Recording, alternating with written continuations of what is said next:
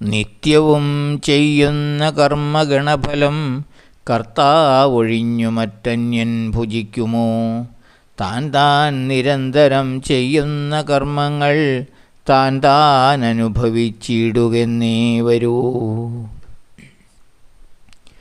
വാൽമീകി ആശ്രമത്തിലെത്തിയ രാമലക്ഷ്മണന്മാരോടും സീതാദേവിയോടും വാൽമീകി തൻ്റെ ചരിത്രം പറയുന്നു.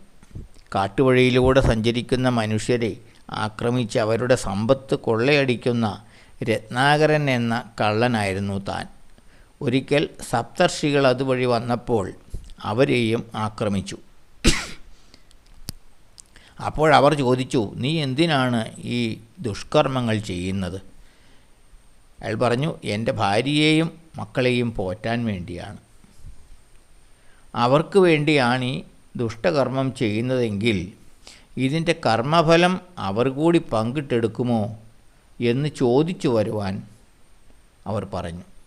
രത്നാകരൻ പോയി ഭാര്യയോടും മക്കളോടും ചോദിച്ചു, ഞാൻ ഈ ചെയ്യുന്ന നീചകർമ്മങ്ങളുടെ ഫലം നിങ്ങൾ കൂടി പങ്കിടുമോ?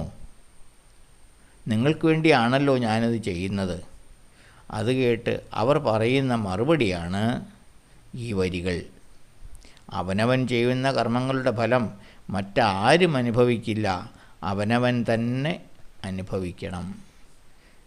ഇതാണ് ഈ വരികളിലെ പാഠം. ജയ് ശ്രീരാം.